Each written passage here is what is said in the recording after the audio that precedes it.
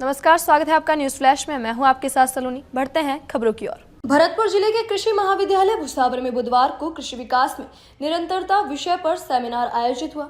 Dean doctor Udaybhan Singh ने बताया कि भारत में कृषि उत्पादन में उल्लेखनीय वृद्धि हुई है, लेकिन जलवायु परिवर्तन, घटते जोत, जल संकट और बढ़ती जनसंख्या जैसी चुनौतियां सामने हैं। उन्होंने टिकाऊ खेती, उन्नत तकनीकियों, जैविक खेती और किसानों को सशक्त बनाने पर जोर दिया। डॉक्टर सिंह ने कहा कि वैज्ञानिकों को ऐसी फसल विकसित करनी चाहिए जो मौसम के प्रभाव से कम प्रभावित हो और पर्यावरण के अनुकूल हो। कृषि महाविद्यालय भुसावर पर भारत में कृषि विकास की निरंतरता विषय पर एक दिवसीय सेमिनार का आयोजन किया गया। भारत में निश्चित रूप से कृषि में काफ़ी विकास हुआ है।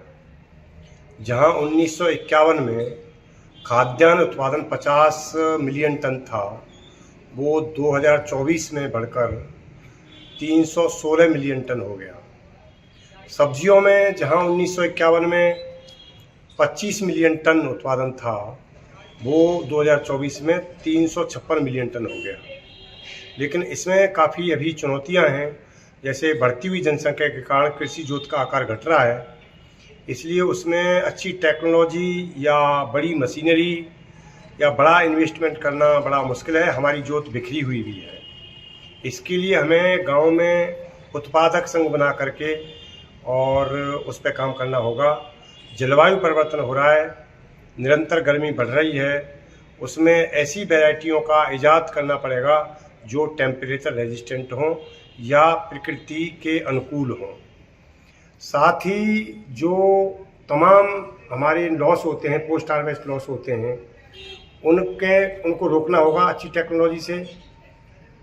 हम जो है हाईटेक और टिकाऊ एग्रीकल्चर की तरफ भी बढ़ना पड़ेगा, यानी कि जो हम केमिकल आधारित खेती करते हैं उनसे पर्यावरण को प्रदूषण हो रहा है और मानव के स्वास्थ्य को भी नुकसान हो रहा है। इसलिए अच्छा अनाज, सुरक्षित भोजन उपलब्ध करवाने के लिए हमें जैविक खेती को भी बढ़ावा देना चाहिए।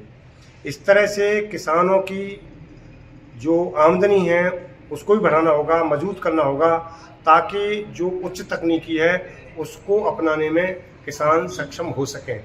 इसके लिए सरकार की सहायता की भी जरूरत पड़ेगी।